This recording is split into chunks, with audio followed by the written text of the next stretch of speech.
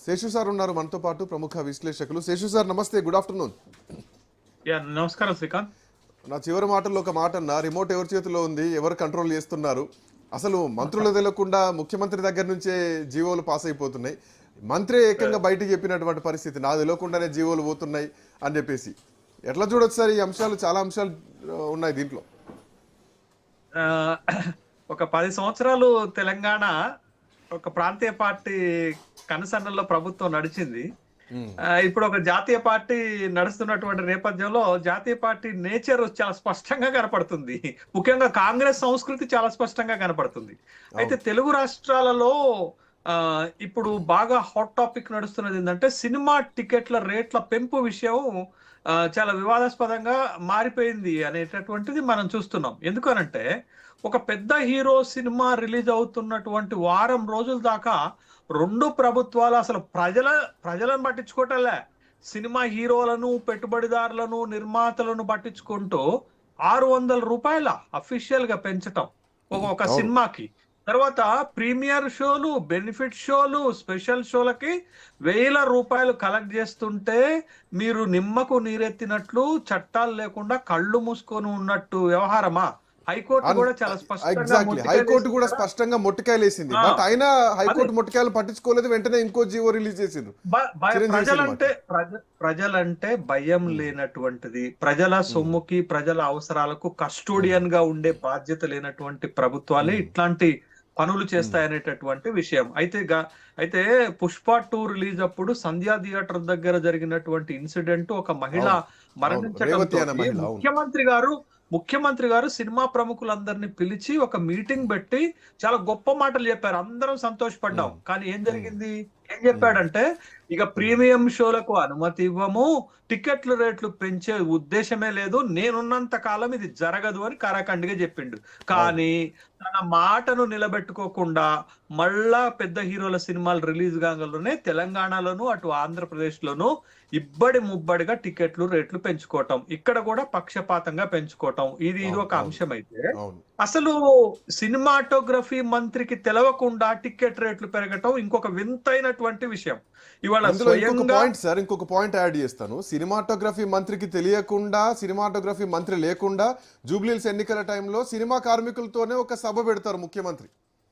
నేను అదే మాట చెప్తాను. ఒక పక్క సినిమాటోగ్రఫీ మంత్రికి తెలవకుండా తన పేషి నుంచి జీవోలు వెళ్తాయి, టికెట్లు పెంచుకోవటానికి అనుమతులు వెళ్తాయి. రెండో పక్క ఏంటి అనంటే, గతంలో ప్రభుత్వం ఇచ్చినటువంటి హామీలను నెరవేర్చరు. మూడోది ఏంటి అనంటే, జూబ్లీహిల్స్ ఉప ఎన్నిక సందర్భంగా కృష్ణానగర్ లో మీటింగ్ పెట్టి ఈ టికెట్ రేట్ల పెంపుపై వచ్చినటువంటి 30% ఆదాయాన్ని సినిమా కార్మికుల సంక్షేమం కోసం ఖర్చు పెడతామన్నారు కదా. మరి ఈ జూబ్లీహిల్స్ ఉప ఎన్నిక తర్వాత అఖండ 2 సినిమా రిలీజ్ అయింది, దానికి ₹1 కోట్ల వసూలైనవి, టికెట్లు పెంచుకోవడానికి మీరు అనుమతి ఇచ్చారు. మరి వచ్చినటువంటి దాంట్లో 30% సినిమా కార్మికులకు ఖర్చు పెడతామన్నారు కదా. మరి దాని సంగతి ఏంటది? ఎన్ని డబ్బులు వచ్చినాయి, ఎంత ఖర్చు పెట్టబోతున్నారు అనేది ప్రజలకు చెప్పారా? చెప్పలేదు. ఇది ఒక పాయింట్. రెండోది ఏంటి అని అంటే, మీకు తెలంగాణ రాష్ట్రంలో చాలా స్పష్టంగా కనపడుతుంది ఏంటంటే, మంత్రుల మధ్య సమన్వయం ఉండదు, శాఖల మధ్య సమన్వయం ఉండదు, మంత్రులకు అధికారుల మధ్య సమన్వయం ఉండదు. దీంతో మొత్తంగా నష్టం జరిగేది ఏంటది? తెలంగాణ రాష్ట్రానికి నష్టం జరుగుతుంది, తెలంగాణ ప్రజలకు నష్టం జరుగుతుంది. మంత్రుల మధ్య సమన్వయం ఉండదని చెప్పడానికి మీరు ఒక ఉదాహరణ చెప్పారు శ్రీకాంత్. ఒక్క నిమిషం. మీరు ఒక ఉదాహరణ చెప్పారు, అది పొన్నం ప్రభాకర్, అడ్లూరు లక్ష్మణ్, వివేక్ మధ్య జరిగిన సంఘటన. తర్వాత శాఖల మధ్య సమన్వయం లేదు అని చెప్పడానికి, ఒక గ్రామీణాభివృద్ధి శాఖ అనేక శాఖలతో ముడిపడి ఉంటుంది. అటు ఇరిగేషన్ కావచ్చు, ఇటు దేవాలయ కావచ్చు, అటు అటవీ శాఖ కావచ్చు, వీటన్నిటితో ముడిపడి ఉంటుంది. బట్ ఎక్కడ కూడా సమన్వయం ఉండదని చెప్పడానికి ఒక ఉదాహరణ చెప్పారు. పొంగులేటి శ్రీనివాసరెడ్డి, కొండా సురేఖ ఉదంత్ అని చెప్పారు. తర్వాత అధికారుల మధ్య కూడా, మంత్రులకు అధికారుల మధ్య సమన్వయం ఉండదు.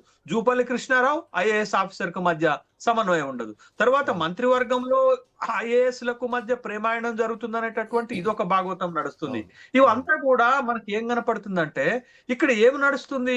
సర్కస్ నడుస్తుందా, సర్కార్ నడిపిస్తున్నారా అనేటటువంటి ఒక అభిప్రాయం కలుగుతున్నటువంటి నేపథ్యంలో అసలు మంత్రివర్గాన్ని కనుక చూస్తే ఇంకా విచిత్రం అనిపిస్తుంది శ్రీకాంత్. ఎందుకంటే కీలకమైనటువంటి మంత్రిత్వ శాఖలకు మంత్రి ఉండడు, హోంశాఖకు మంత్రి ఉండడు, విద్యాశాఖకు మంత్రి ఉండదు, పురపాలక శాఖకు మంత్రి ఉండరు. అంటే ముఖ్యమంత్రి గారు తన మంత్రివర్గంలో సమర్థులు లేరని భావిస్తున్నారా?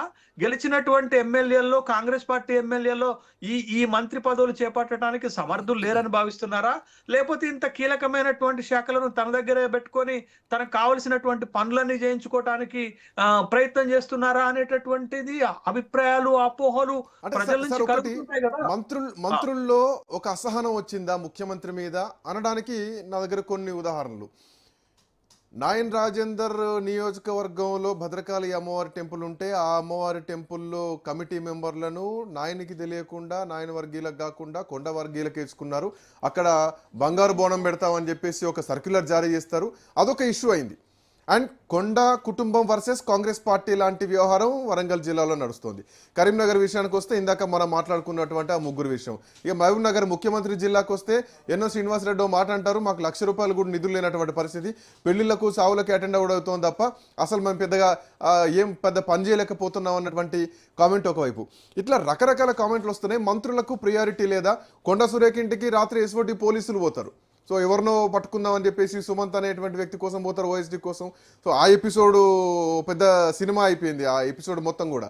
ఆ తర్వాత అంటే ప్రయారిటీ మంత్రులకు లేదా తెలంగాణ రాష్ట్రంలో? గతంలో ఎందుకు ఈ మాట తీయాల్సి వస్తుందంటే జగన్మోహన్ రెడ్డిని ప్రభాస్ కానీ, ఆర్ నారాయణమూర్తి కానీ, చిరంజీవి కానీ, రాజమౌళి కానీ, మహేష్ బాబు కానీ ఈ సినీ పెద్దలంతా వెళ్ళి కలిసినప్పుడు పేరు నాని క్రియాశీలక పాత్ర పోషించారు, ఆయన ఉన్నారు. మరి అదే ముఖ్యమంత్రి దగ్గరికి సినిమా వాళ్ళు వస్తే ఎందుకు కోమటిరెడ్డి ప్రాధాన్యత అక్కడ ఉండట్లేదు? సో మంత్రుల ప్రయారిటీ తగ్గుతోందా? వీళ్లకు పాత కొత్త అన్నటువంటి సిద్ధాంతం ఏమైనా వచ్చిందా? సో పాత క్లాషెస్ ఏమైనా ఉన్నాయా? పీసీసీని కొనుక్కున్నారు, 50 కోట్లు ఎంతో పెట్టి కొనుక్కొచ్చుకున్నారని ఎయిర్పోర్ట్లో ఆ రోజు దేనా కోమటిరెడ్డి మాట్లాడినటువంటి మాటలు ఇంకా ఆ చెవుల్లో తిరుగుతున్నాయి అనుకోవచ్చా? ఎట్లా చూడొచ్చు ఈ యొక్క ఎపిసోడ్ని? ఖచ్చితంగా రాజకీయాలలో ముఖ్యంగా కాంగ్రెస్ పార్టీ లాంటి సుదీర్ఘమైనటువంటి అనుభవం ఉన్నటువంటి పార్టీలో ఇట్లాంటివి సర్వసాధారణంగా జరుగుతున్నటువంటి అంశాలే. ప్రజలు కూడా వాళ్ళ రాజకీయాలతోటి కాంప్రమైజ్ అయినట్టుగానే మనకు కనపడుతుంది. కానీ ఇంకొక కీలకమైన పాయింట్ యాడ్ చేస్తారు శ్రీకాంత్. అనిరుద్ రెడ్డి, జడ్చర్ల ఎమ్మెల్యే అనిరుద్ రెడ్డి ఒక మాట చెప్పారు. ఏం చెప్పారు అంటే, తెలంగాణలో కూడా ఆంధ్రప్రదేశ్ కు సంబంధించినటువంటి వాళ్ళ పనులు పూర్తవుతున్నాయి, ఆంధ్ర కాంట్రాక్టర్లకు ఇక్కడ బాగా ప్రాధాన్యత దొరుకుతుంది, తర్వాత ఆంధ్ర సినిమాలకు కూడా ఇక్కడ ప్రాధాన్యత దొరుకుతుంది అనేటటువంటి విషయాన్ని మనం గమనిస్తున్నాం కదా. ఇప్పుడు ఇరిగేషన్ కాంట్రాక్టుల విషయంలో, సినిమాల విషయంలో, తర్వాత ఇక్కడ పనులు అయ్యేటటువంటి విషయంలో ఇంకా ఆంధ్ర ఫ్లేవర్ పోలేదు.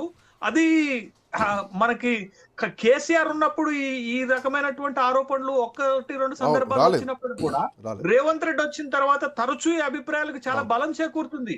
అది నీళ్ల వివాదం వచ్చినప్పుడు గానీ, కాంట్రాక్టుల వివాదం వచ్చినప్పుడు గానీ, ఆ రాష్ట్రంతో జరుగుతున్నటువంటి వ్యవహారాల విషయంలో గానీ, చంద్రబాబు నాయుడుకి రేవంత్ రెడ్డికి ఉన్నటువంటి సంబంధాల విషయంలో గానీ, ఇవన్నీ కూడా ఒక విధమైనటువంటి అభిప్రాయం ప్రజల్లో కలగటానికి ఏర్పడుతున్నటువంటి సందర్భం. అనిరుద్ రెడ్డి చెప్పినటువంటి మాటలను మనం చూడాల్సినటువంటి అవసరం ఉంటుంది.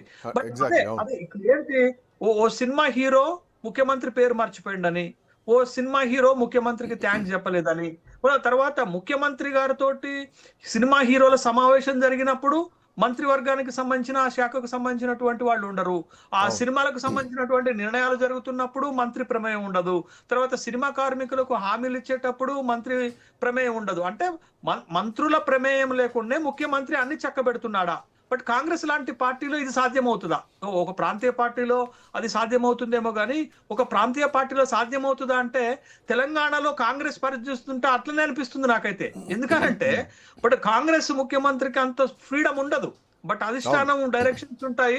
కానీ ఇక్కడికి వచ్చేసరికి రేవంత్ రెడ్డి చేస్తున్నటువంటి ఇంకొక పాయింట్, కాంగ్రెస్ ముఖ్యమంత్రికి అంత ఫ్రీడమ్ ఉండదు ఎప్పుడు అంటే కాంగ్రెస్ పార్టీ దేశంలో అధికారంలో ఉన్నప్పుడు. సో ఇప్పుడు దేశంలో అధికారంలో లేదు, రానున్న ఎన్నికలు ఉన్నాయి, ఆ ఎన్నికలకు నిధుల సమకూర్చడాలా, బీహార్ ఎన్నికల, లేకపోతే తమిళనాడు ఎన్నికల, కేరళ ఎన్నికల.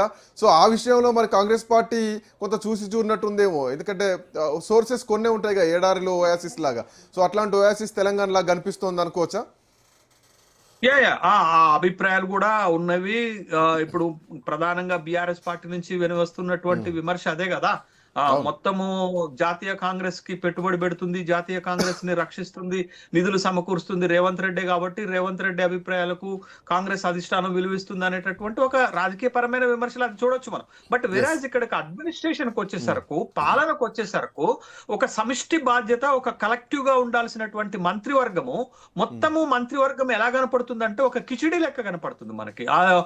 ఒక డిఫరెంట్ స్టైల్లోనే కనపడుతుంది. కలెక్టివ్ గా పనిచేస్తున్నట్టుగా కానీ, అందరూ సమన్వయంతో పనిచేస్తున్నట్టు కానీ, అధికారులను కలుపుకొని. మరీ ముఖ్యంగా శ్రీకాంత్ ఒక విషయం చెప్పాలి, రేవంత్ రెడ్డి గారు ముఖ్యమంత్రిగా బాధ్యతలు చేపట్టిన తర్వాత ఈ రాష్ట్రంలో ముఖ్యంగా ఒక సెక్షన్ ఆఫ్ అధికారులు అసలు పనిచేయట్లేదు, అసలు ప్రజలను గౌరవించట్లేదు.